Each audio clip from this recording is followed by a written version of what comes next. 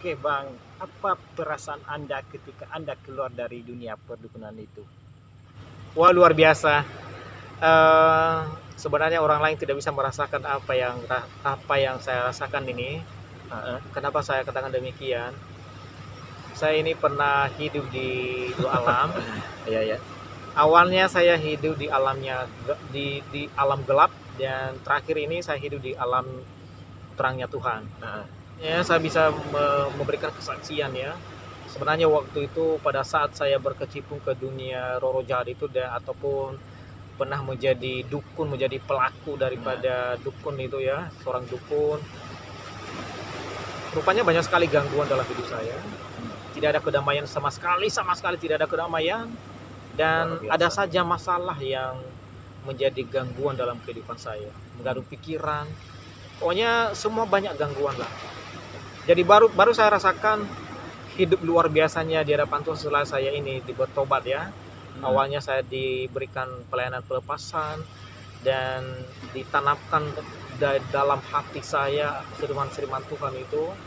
Memang hamba Tuhan hari itu dia harus memberikan ketegasan bagi saya. Setelah saya ini ditumpang tangan itu, setelah keluar dari roja itu, harus saya kuat dalam Tuhan, karena kalau saya tidak mendalami firman, tidak kuat, tidak taat pada firman Tuhan, roja itu bisa balik lagi ke belakang ya. Iya, ada dijerat kembali. Betul, karena ada di firman Tuhan mengatakan ada kembalinya roja itu. Jadi karena saya sudah disikan firman Tuhan, roja itu sampai saat ini dia tidak pernah menemui saya lagi, karena saya sudah kuat di dalam Tuhan. Sudah putus hubungan. Dia sudah putus hubungan dengan mereka itu.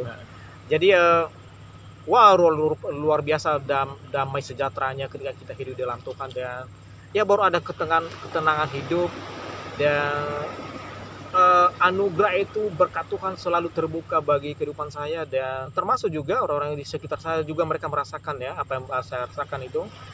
Dan pertama dulu keluarga ya, mereka juga sangat bersyukur karena saya sudah keluar daripada ikatan roja itu. Memang saya tahu sih pada saat itu masa-masa bodoh ya, masa-masa bodoh. Jadi ya itulah hebatnya juga Tuhan kita ini, dia tidak pernah membiarkan kita kepada kehidupan yang selalu terancam di selama kita di dunia ini. Dia tidak pernah membiarkan kita dikuasai oleh roh duniawi, roh jahat. Jadi ya dia selalu memperhatikan kita dan menunjukkan jalan baik kita, menuju jalan kebenaran untuk mengikuti dia, supaya kita senang juga, bahagia, dan pada kehidupan kelak nanti bisa kita menerima kehidupan yang kekal ya, mahkota kehidupan dan kehidupan hidup yang abadi di akhiran nanti itu. Luar biasa, amin. Oke. Baik, untuk mengakhiri pertemuan kita pada saat ini Bang Openius, apa pesan Anda yang ingin Anda sampaikan kepada masyarakat yang mengetahui podcast kita pada hari ini? Wow, terima kasih berikan kesempatan untuk sore hari ini kita berbincang-bincang soal sepintas tentang dunia hitam dan ilmu-ilmu perdukunan. Pesan yang saya berikan buat kita semua, ataupun buat saudara yang sangat saya cintai, yang diberkati Tuhan dimanapun Anda berada, yang saya alami ini sebenarnya itu bukan daripada ajaran Tuhan ya. Jangan pernah tertarik seperti yang saya ceritakan tadi tentang ilmu perdukunan itu dan ilmu hitam itu, karena itu bukan ajaran dari Tuhan. Dan kalau saudara masih ada yang terikat, yang hampir yang identik dengan perjalanan hidup saya, silakan secepatnya menyadari bahwasanya itu bukan dari Tuhan ya. Ataupun juga nantinya kalau ada kesempatan juga bisa juga, kalau memang ya, kalau kita bisa sharing-sharing, saya bisa membantu juga untuk kita saling memberikan kekuatan ya, saling berbagi soal soal pencerahan yang didasari daripada firman Tuhan itu. Luar biasa ya. Karena yang saya alami ini luar biasa ya. Dan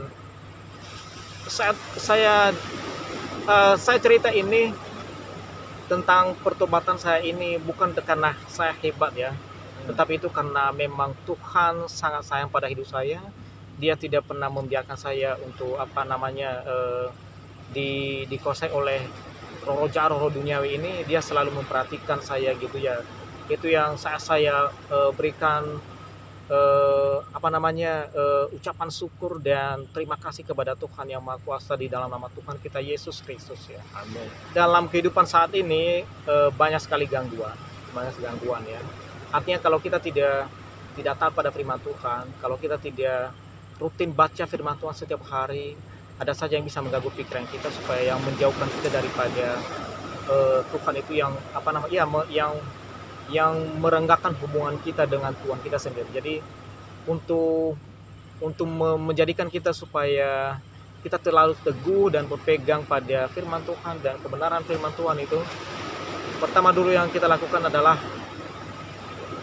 harus rutin kita baca firman tiap hari. Sesibuk apapun kita harus menyisakan waktu, tak berapa menit, berapa jam, paling tidak beberapa menit, bahkan kalau sampai 1 jam itu sangat kita bersyukur untuk kasihkan waktu untuk baca firman Tuhan. Dan setelah kita membaca firman Tuhan itu, kita renungkan firman itu, karena firman Tuhan mengatakan renungkanlah firman Tuhan itu siang dan malam. Setelah kita renungkan, kita minta tuntunan Roh Kudus, kita berdoa supaya singkapan firman Tuhan itu yang sebenarnya dia bisa membuka bagi kita. Dan setelah itu harus kita melakukan firman Tuhan itu, menjadi pelaku mengaplikasikan dalam kehidupan kita. Karena yang Tuhan kehendak dalam hidup kita ini adalah percaya pada perintahnya dan melakukan perintah Tuhan itu, sehingga janji-janji Tuhan itu nanti ya tergenapi dalam kehidupan kita. Jangan dulu pertama kita mengklaim janjinya itu. Janji Tuhan itu sudah pasti digenapkan dalam kehidupan kita. Karena Tuhan itu bukan pendusta. Kalau dia sudah menjanjikan kepada kita sesuatu, pasti nanti dia berikan kepada kita. Jadi yang pertama dulu kita prioritaskan adalah percaya pada perintah Tuhan dan kita melakukan perintah Tuhan tersebut. Baru nanti, karena perintah Tuhan itu, ketika kita melakukan perintah Tuhan itu adalah menyenangkan hati Tuhan. Sedangkan kalau janjinya itu adalah menyenangkan hati manusia. Jadi yang pertama dulu kita bereskan pada bagian kita adalah menyenangkan hati Tuhan dulu, menyenangkan hati Tuhan. Dengan cara menyenangkan hati Tuhan itu berarti kita mempercayakan diri kepada Tuhan. Ada ungkapan mengatakan, mungkin katakan kita percaya kepada Tuhan, tapi belum tentu Tuhan percaya kepada kita. Jadi untuk mempercayakan diri kita itu kepada Tuhan, yaitu ketika kita sudah percaya pada perintahnya dan melakukan perintah Tuhan, sehingga kita sudah mempercayakan diri kepada Tuhan, baru kita benar-benar memang hamba Tuhan dan pengikut Tuhan yang sebenarnya. Artinya jangan hanya kita sebagai agama Kristen yang KTP ya, harus benar-benar kita jadi Kristen pengikut Kristus yang memang setia kepada Tuhan sampai akhir. Karena yang Tuhan lihat dalam kehidupan kita ini adalah ending hidup kita ini. Jadi kedekatan kita kepada Tuhan, hubungan intim kita kepada Tuhan. Jadi silakan banyak berdoa memuji, menyembah Tuhan dalam dimanapun. Karena dia untuk ibadah kita pada Tuhan itu tidak harus di gereja. Jadi bisa saja seperti pada situasi saat ini COVID, jadi saat kita terbatasi waktu untuk datang ke gereja tiap minggu, udah di rumah di mana saja, karena kita dalam Tuhan itu tidak terbatas ruang dan waktu. Di mana saja kita berdoa, itu dalam hati, tidak harus dalam kamar ya. Jadi saya bilang tadi tidak terbatas ruang dan waktu. Yang penting hati sekarang itu selalu kita mengingatkan Tuhan. Banyak ucapan syukur bagi Tuhan. Nah, itu yang pesan yang saya berikan kepada kita semua. Dan satu lagi yang perlu saya tegaskan apa yang sudah saya alami ini, supaya kita jangan berpaling kepada dukun itu ya, karena saya tegaskan itu ya, dan ya saya mengharapkan kepada saudara jangan pernah mengikuti jejak saya seperti yang saya alami gitu ya, karena banyak sekali penawaran sekarang memberikan penyembuhan. Jadi silakan lihat apakah itu benar dari Tuhan atau tidak. Kita harus teliti. Jadi untuk jeli dengan hal itu. Jadi untuk mengetahui apakah itu dari Tuhan ataupun dari dunia ini, ya tentunya kita punya hikmat itu dalam membedakan hal itu, supaya juga kita tidak langsung ya percaya dalam suatu hal yang ditawarkan kepada kita. Pokoknya kalau itu bukan ajaran dari Tuhan, dari ajaran firman Tuhan Yesus itu sudah bukan ajaran yang benar, itu adalah ajaran yang sesat gitu. Karena pada saat ini banyak sekali penawaran gitu ya. Ada banyak yang dikatakan bahwa bahasanya sama eleo ya. Jadi silakan Anda punya hikmat untuk membedakan kan roh itu apakah itu roh dari Tuhan atau roh dari dunia ini. Supaya juga jangan kita dibawa kepada ajaran-ajaran yang sesat gitu. Baik, terima kasih Bang Openius Gia sudah memberi pencerahan kepada kita pada kesempatan kali ini. Untuk itu, marilah kita mengakhiri podcast kita pada hari ini. Akan kita lanjutkan pada masa-masa ke depan dengan topik yang lebih asik dari topik yang sekarang. Untuk itu teman-teman, ingatlah bahwa perdukunan dan ilmu hitam itu tidak benar di mata Tuhan. Maka jangan pernah mencoba-coba dan jangan pernah terjerumus di dalamnya. Tetaplah berpegang pada ajaran kitab suci. Biarkanlah kitab suci yang menaungi kita, dan biarkan ajaran-ajaran kebenaran Allah itu hidup dalam diri kita masing-masing. Amin. Terima kasih ya. Jangan lupa subscribe, like, comment, dan share untuk mendukung YouTuber Indonesia. Yahoo. Yahoo. Kena itu